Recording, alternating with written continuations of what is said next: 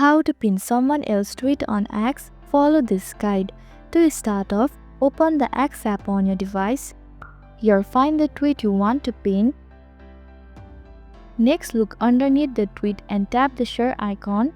From the share menu, click on copy link to copy the tweet to your clipboard.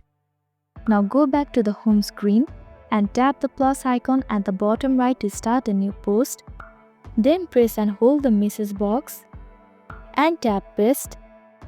Furthermore, hit post in the top right corner to share it. Once your post is live, tap your profile icon at the top left, then select profile to view your timeline. Now find the tweet you just posted.